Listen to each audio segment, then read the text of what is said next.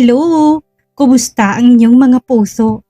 Hawakan nyo ng mahigpit ng inyong mga dibdib dahil sa kabanatang ito, literal na hihintong pagtibok ng mga puso natin sa tindi ng takot at galit.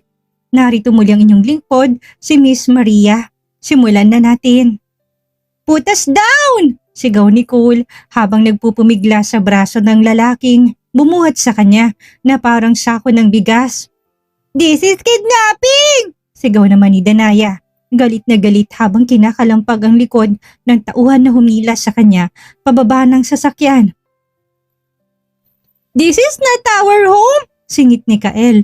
Halos maiyak sa takot pero matapang pa rin nagsalita. You are bad! You are a chaka witch! Napahagalpak ng tawa si Marilu nang marinig ang litanya ng mga bata. No, sweethearts! Ani at pilit nilalambingan ng tono. This is your new home. Dito na kayo titira with me. Sa halip na matahimik, lalo lang napangiwi ang inosenteng mukha ni Danaya. You're not our mommy! Mariin na sabi ng bata. Nilapag na mga tauhan ni Marilu ang tatlo sa lumang upuan sa sala ng isang bahay na halatang matagal nang walang tao. Alikabok, sirang blinds at lumang kortina sa bintana. Lumapit si Marilu sa harapan ng mga bata at tumayo doon. I will be your mommy, anumanin niyang sabi. Magiging kamukha ko rin ang mommy niyo. Malapit na. Ako na si Christine. Ako na ang mommy niyo. Napakurap-kurap si Danaya. Kumunot ang noo sa pagtataka. What? Yeah? Sabat naman ni Cole. Kumunot din ng noo. No! Wala kaming chaka witch na mommy. Our mommy Christine is the only mommy. She's the most prettiest in the whole wide universe. May pagmamalaking sa tindig nito. Parang lumamlam ang mata ni Marilu sa galit. Kumislap ang hinanakit sa loob niya. Hinawakan niya sa baba si Cole at dinikit ang bukas sa bata. Ako na ang mommy niyo. Madiin niyang giit. Bad ka! Sigaw ni Cole sabay apak sa paa ni Marilu. Napasigaw at napangiwi siya sa sakit at muntik ng mahampas ang bata. Pero mabilis niyang kinuyom ang palad niya. Huminga siya ng malalim at tumalikod. No, Marilu, mami ka na. Mommy should be patient. Alon niya sa kanyang sarili. Inayos niya ang buhok. Pinilit ngumiti at muling hinarap ang triplets. Mommy will cook for us. Then wait natin si Daddy to come home, okay? We're going to be a big, happy family. Ngiti-ngiti na sabi nito. Walang sumagot sa tatlo. Lumingon si Marilu, ngumiti at kumaway habang papalayo. Nang makalayo siya, agad nagbulungan ang magkakapatid. She's crazy! Bulong ni Cole. Like the stepmother sa Snow White? Dagdag ni Danaya. No, kontra ni Kael. More like the monster ni Stranger Things. But siyang pinakapangit na version. Sabay silang natawa pero hindi yon totoong tawa. Nervous giggles. Because even if they joke, deep down, alam nilang delikado ang sitwasyon nila. Sa gilid ng dingding sumulyap si Marilu. Mataimtim na nakikinig si Marilu. She heard everything. And though her fist clenched tightly again, she whispered to herself, Patience, Marilu. Patience, yun ang kailangan mo sa ngayon. Soon, you all love me. Kailangan lang mapatay si Christine at sayo ng mukha na to. At ikaw nang kikilalaning ina nila at mamahalin. Habang naghahalo ng nilotong sopas, si Marilu sa kusina, may katakanta pa siya. Three little angels walking in the sun. Soon their daddy will join the fun. Napangiti siya habang tinititigan ang hotdog na hiniwa niya na pa star shapes. Sa isip niya, perfect, just perfect for a family meal. Mabango nang niluluto kaya iniwan niya saglit ang kaldero para balikan ng mga bata sa sala. Nakaupo pa rin ang triplets. Magkakatabi at halos magkadikit na sa sobrang lapit sa isa't isa. Alertong mga mata at parang mga kuting na takot sa kahit na anong kilos niya. Ngumiti siya at yumuko ng bahagya. Gusto niyo ba na makausap si Daddy? Tanong niya at may lambing sa boses. Agad na nagliwanag ang mata ni Kael. Yes! Gusto ko sabihin kay Daddy na kinuha mo kami, tsaka witch! Me too! I want Daddy! Sabat ni Danaya. Me too! Sabay-sabing seryoso ni Cole. Pero agad niya itong sinundan ng, "Tsaka na pangit!" Tila naglahong ngiti ni Marilu sa mukha niya. Napawi ito sa isang iglap. Bigla siyang sumugod kay Cole. Hinablot ang braso ng bata pati na kay Kael. "Wala kayong respeto sa mommy niyo!" Sigaw niya, nanginginig ang katawan sa galit. "I am your mommy! You should respect me!" Sabay na napalunok si Cole at Kael pero hindi umatras. "You are not our mommy!" Matapang na sagot ni Cole. "Yes, not you!" Sabay ni Segunda naman ni Kael at Danaya. Halos sabay pang bibig at saglit na nanlisik ang mga mata ni Marilu na para bang gustong sabunutan ng tatlo o itulak sa pader at itapon na lang sa kung saan. Pero hindi pwede. No, mommy doesn't hurt her children. Mommy must be patient. Daddy might see bruises. Baka magalit siya. Baka hindi niya ako mahalin kapag may galo sa mga anak namin. Huminga siya ng malalim. Lumayo ng dahan-dahan sa mga bata at bumalik sa kusina. Dinampot ang cellphone at nagdial. Ilang rings lang ang lumipas at may sumagot sa kabilang linya. Rinig na rinig niya ang boses ni DJ. Hindi siya kaagad nagsalita. Pinikit niyang mga mata, ngunit may narinig siyang nagsalita sa kabilang linya. "Habi, may balita na ba? Nahanap na ba sila?" "Mahal, please, sagutin mo ko." Si Christine. That voice, that sweet, helpless, concerned voice. At tuluyang kumulong dugo ni Marilu. Hindi niya alam kung anong mas nakakabaliw, ang katotohanan nasa tabi ni DJ ang babaeng yon o ang boses itong parang lambing na lambing. Higpit ang kapit niya sa cellphone, ang mga ngiti niya kanina nawala na. Pinalitan na ito ng titig na parang susunugin ang mundo. Tatahimik din ang babaeng yan. At pagdating ng araw, ako na lang ang maririnig at makikita ni DJ.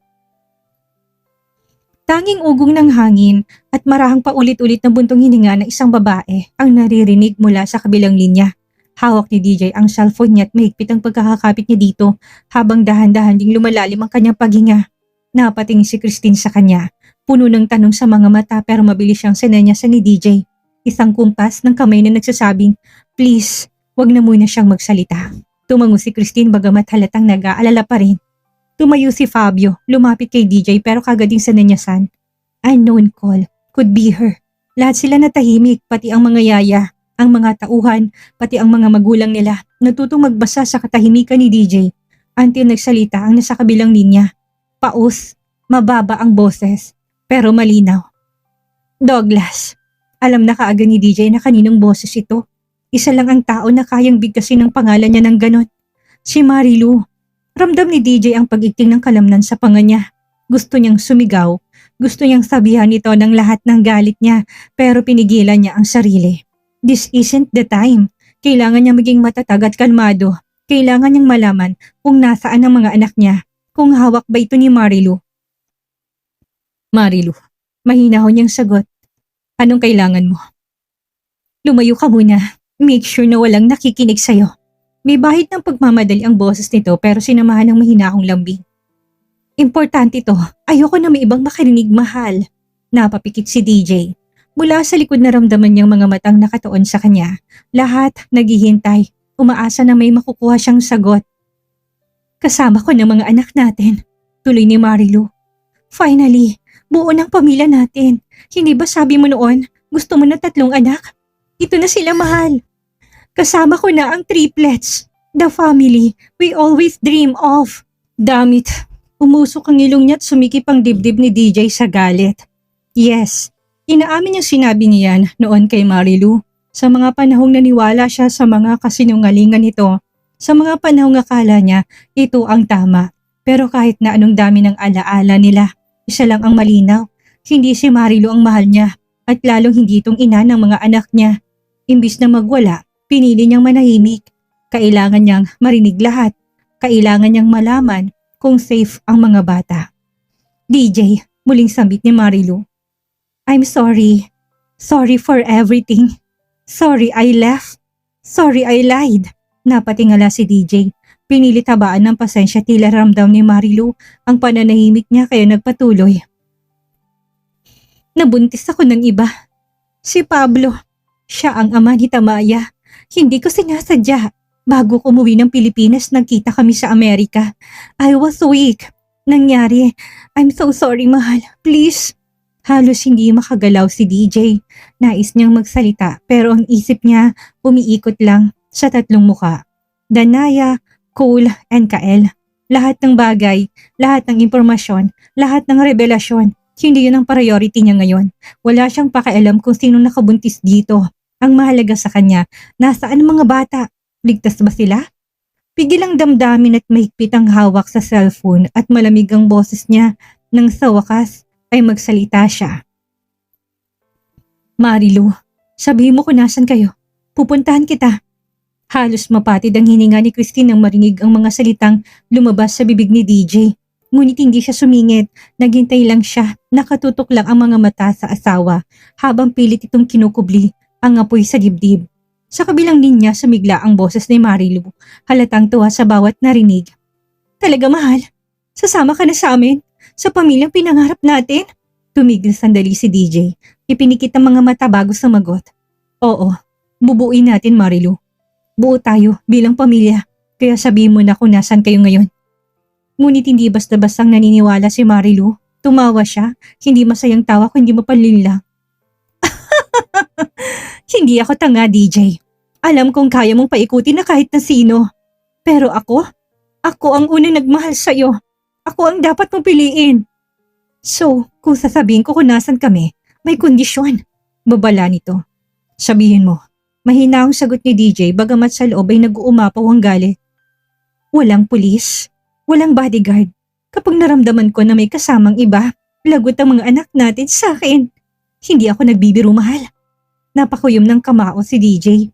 Ramdam niya na sumikip na naman ang dibdib niya. Gusto niyang sumigaw, sumabog, pero hindi ngayon. Walang ibang makakaalam. Sagot niya, pinipilit na maging kalmado. Just me. I promise. Huminga ng malalim si Marilu, saka muling nagsalita. Sa may general na car kami. Sa likod ng isang abandoned cabin. Alam mo yung dating retreat house sa paanan ng bundok? Malapit sa ilog na may hanging bridge. Nandito kami. Huwag ka magkakamali, Douglas.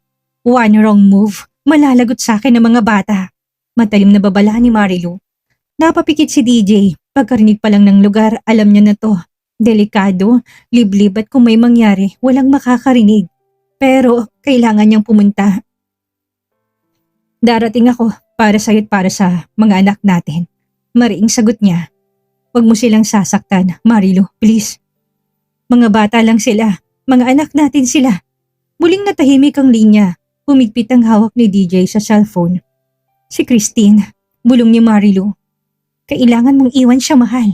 Kailangan siyang mawala. Ako na ang mommy. Ako na ang asawa mo.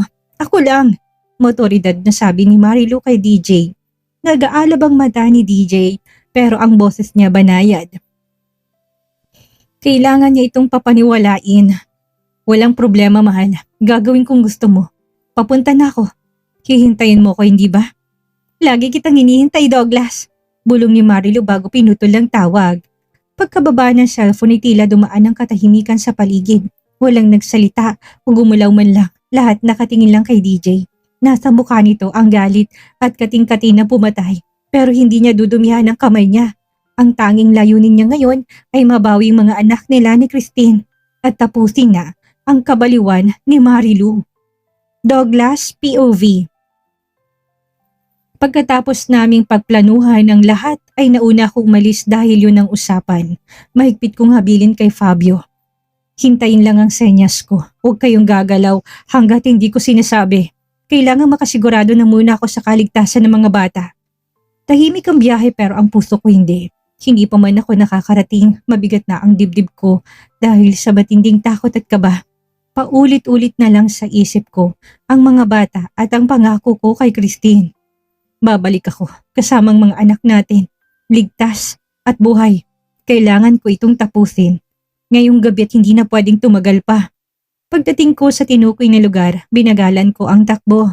Huminto ko sa harap ng isang luma at halos gumuho ng kabin. May konting ilaw sa loob, mahina, dilaw at parang ilaw ng gasera. Bumaba ako ng sasakyan. Walang bitbit, iniwan ng baril. Pinagkakatiwalaan ko ang plano ni Fabio at ng team. Hindi pa ako nakakalayo may sumulpot na dalawang lalaki mula sa likod ng puno. Sa tingin ko mga tauhan ni Marilu. Raise your hands. Utos ng isa, ginawa ko naman. Kinapkapan nila ako, tinignan ng loob ng jacket ko, bulsa, likod ng pantalon. Wala silang nakuha kung hindi ang cellphone ko. Kinuha nila yon at hindi na ibinalik. Lakad. Sinunod ko ang gusto nila. Tahimik ako naglakad at walang nagsalita sa amin. Ang tanging maririnig ay tunog ng mga kuliglig sa paligid at langit-ngit ng mga tuyong dahon sa paanan ko. Pakiramdam ko bawat takbang ay mahalagang oras pero kailangang maging maingat. Habang papalapit kami sa bahay, mas tumindi ang kaba ko. Huminga ako ng malalim. Hinintay ang kasunod nilang gagawin. Pagdating namin sa harap ng pinto, huminto kami. Dahan-dahang bumukas ang pinto at itinulak nila ako papasok. Nang makapasok ako, agad nilang sinara ang pinto. Tumambad sa akin ang loob ng bahay. Malamlam ang ilaw mula sa gasera. Malamig at tila walang buhay. Nagpalingalinga ako sa paligid. May lumang sofa, may kurtinang naninilaw sa alikabok at sa mesa may lumang frame na nakatalikod. Hinanap ko kaagad ng tingin ng mga bata pero wala. Biglang may narinig akong tunog sa may hagdan. Napatingala ako at nakita kong bumaba si Marilu. Pero halos hindi ko na siya makilala. Yung dating babae na pinakisamahan ko ng ilang taon, wala na. Nawala ng ganda ng mukha nito. No doubt for that, talagang maganda si Marilu. Pero ang nakatayo ngayon sa harap ko, ay isang babaeng halos sinira na ang buhay. Sira ang mukha, may pilit ng ngiti pero mas masasabing nababaliw na. Nakasuot siya ng pulang nightgown. Isa yun sa mga paborito niya noon, lalo na kapag gusto niya akong akitin. Aaminin ko na may nangyayari sa amin noon ni Marilu nung panahong nabulagan ako sa katotohanan. Mahal, anas niya malambing pero may pait ang boses. Ang tagal kitang hinintay. Akala ko hindi ka na darating. Pero pinatunayan mong mahal mo pa rin pala ako at ako ang pinili mo. Pumaikot-ikot siya sa harapan ko na parang ahas. Hinaplos-haplos niya ang dibdib ko saka ngumiti ng ubod ng tamis. Mahal mo pa rin ba ako? Ganito pa rin ba ang gusto mo, DJ? Kaakit-akit pa rin ba ako sa paningin mo, mahal? Humiling siya, saka ngumiti ulit. Pero mas maganda na ako ngayon, hindi ba? Hindi na ako maldita, hindi na ako weak. Mami na ako ngayon, mami ng triplets natin. Nanatili akong tahimik, kailangan ko siyang sabayan sa trip niya. Kung gusto kong iligtas ang mga bata, kailangan niyang maniwala. Kailangan niyang isipin na ako ang dating DJ na bulag pa noon sa lahat ng kasinungalingan niya. Huminga ako ng malalim, tumango ako. Oo, Marilu, nandito na ako ngayon. Lumiwanag ang mga mata niya at parang batang nakarinig ng magandang balita. Finally, bulong niya, buong pamilya na tayo pero sa loob ko, isa lang ang panalangin ko. Makita ko ng mga anak ko at matapos na itong bangungot na to ngayong gabi. Hindi pa man ako nakakaget over sa itsura niya, bigla na lang siyang lumapit, wala malang babala. Ramdam ko na lang ang paglapit ng labi niya sa mga labi ko. Mainit, mapusok at puno ng pagkasabik. Napakapit siya sa leeg ko. Parang sabik na sabik at ilang segundo rin akong nanigas. Gusto kong mang umiwas. Gusto kong itulak siya. Pero hindi pwede. Kailangan kong umarte. Pagbitaw niya sa halik, nakapikit pa siya sandali at parang ninanamnam pa ang moment. I miss you so much, mahal. Bulong niya habang pinaikot-ikot niya ang kanyang daliri sa buhok ko. Akala ko, babaliwalain mo na talaga ako. Dagdag pa niya. Lumabi ito sa malambing na akusasyon. You promised me na hindi mo na ako iiwan pa. Sinadya pang idikit pa lalong katawan niya sa akin.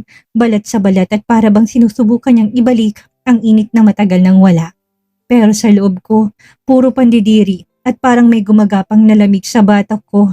Instead na umatras palayo sa kanya, but I gave her a faint smile. Totoo ba, Marilu? Bulong ko. Nandito ba talaga ang mga anak natin? Biglang lumiwanag ang mukha niya at parang kinilig. Tumango-tango siya, tinakay ako. Halika dito. Tahimik akong sumunod sa kanya. Hindi ako pwedeng gumawa ng kahit na anong maling galaw. Hindi habang hindi ko pa siya nakikita. Dinala niya ako sa kusina at kakaibang sumalubong sa akin. Natawa ako sa isip ko.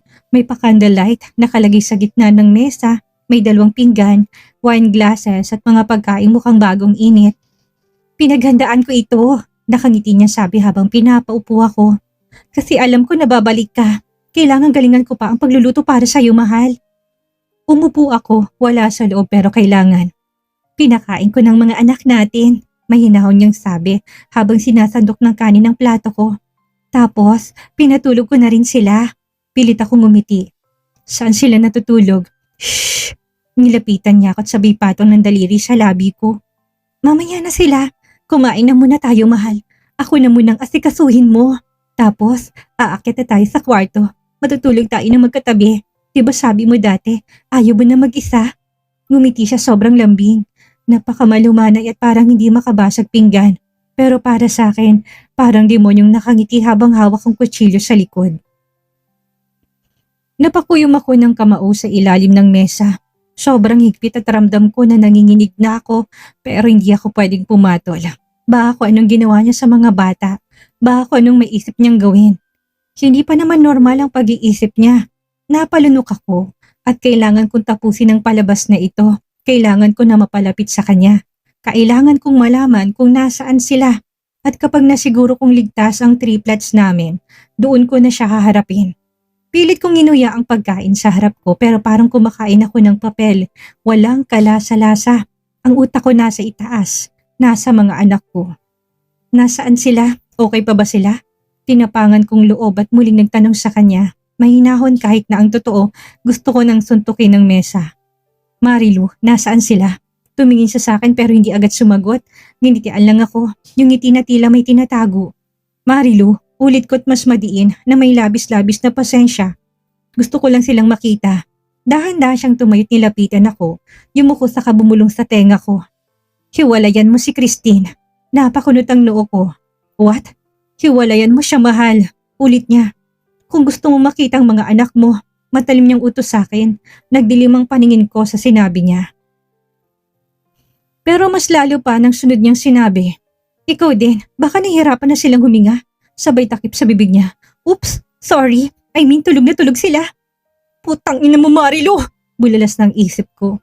Sumiklab ang galit sa loob ko at para akong pinagsabugan ng dinamita sa dibdib. Halos bumaligtad ang sikmura ko pero pinigilan kong sarili ko. Dahan-dahan ako huminga. Mahigpit kong kinuyom ang kamao ko sa ilalim ng mesa at halos pumutla sa higpit. Hindi ako pwedeng sumabog sa galit ngayon. Alam ko na may laman ang sinabi niya. Sana walang masamang nangyari sa mga anak ko dahil makakapatay talaga ako. Pinilit kong tumango. Sige, hihiwalayan ko si Christine. Napakabilis ng pagbabago sa mukha ni Marilu. Para bang batang nanalo sa larong hindi niya alam kung totoong siya ang nanalo. Really? Isi niya. Gagawin mo yun for me? You're so sweet, mahal. Tumayo siya, umikot sa mesa, kinila ko sa kinupuan ko patayo. Sayo tayo? Bulong niya. Walang tugtog pero okay lang. Basta tayong dalawa. Hinawakan niya ang kamay ko at nilagay sa bewang niya. Saka siya dumikit. Inihilig niya ang ulo niya sa dibdib ko at tahimik siyang parang pinapakiramdaman ang pintig ng puso ko. Ramdam ko na dinadama niya ang bawat sigmundot para bang pinaliliguan niyang sarili sa ilusyon ng pamilya na siya lang ang may gawa. God, please. Sana okay pang mga bata. Please. Bigla siyang tumingala, tumitingnan diretso sa mga mata ko. Kiss me. Hindi ako kagad nakapagayak. Halikan mo ko. Ulit niya. Kung paano mo halikan si Tin. Matigas ang tono niya, motoridad at walang lambing sa tinig niya, kundi isang utos. Hinawakan niyang baba ko, mahigpit. Nalilisik ang mga mata habang hinihintay ang reaksyon ko. Pucha, hindi ko kaya. Hindi ko kayang halikan ng babaeng ito. Sa earpiece ko halos sabay sa pag-ikot ng sikmura ko, narinig kong boses ni Fabio. Mahina pero klaro. Go on with the flow, bro. Papalapit na kami. Napapikit ako, wala akong pagpipilian. Kiss me, DJ. Muling utos niya. Walang kalambing-lambing sa tono niya. Para bang sinusubukan niya kung hanggang saan ko kayang tiisin. Hawak niya pa rin ang baba ko. Mahigpit at sobrang lapit namin sa isa't isa. Halos magdikit ng mga labi namin. Tangina, hindi ko na alam kung paano ko ba mapapaniwalang sarili ko na okay lang ito. Lumapit pa ako ng kaunti kahit na bawat tibla ng katawan ko tumatanggi at sobrang nandidiri. Pero no choice ako. Kailangang sumakay sa agos. Akmang halikan ko na siya nang bigla ko napangiwi.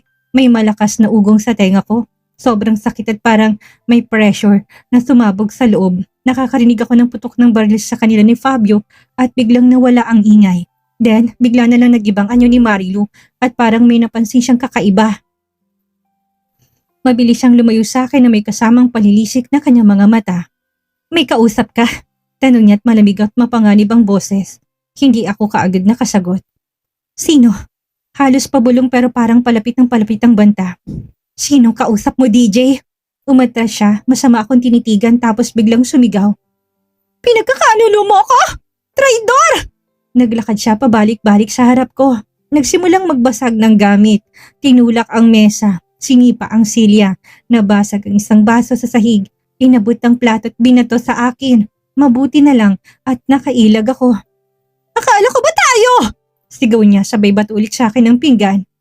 Akala ko ba pinili mo ako? Bakit? Bakit? Malakas niyang sigaw at kulang na lang. Pumutok ang ugat niya sa leeg sa matinding galit. Hindi ako gumalaw. Ang mga kamao ko nakababa pero nakapigil sa panginginig. Kung magkakamali ako ng galaw, baka lalo siyang sumabog. Tapos bigla siyang nagpakawala ng nakakahumindig na malulutong na halakhak. Pinalibing ko ng buhay ang mga anak mo! Mga salbahe sila! Aniya na parang batang nagsusumbong na inaway ng kalaro. Tsaka witch daw ako! Napatigil ang pag-ikot ng mundo ko. Tila ba pinako ako sa kinatatayuan ko. Ano mang oras? Habang natatawa na naman, lalamunin na sila ng tubig hanggang hindi na sila makahinga. Parang tumigil ang paghinga ko at tila nawala na ako ng kontrol. Hindi ko na kinaya. Hindi ko na kayang magpigil pa. Sa mabilisang galaw ko nilundag ko siya.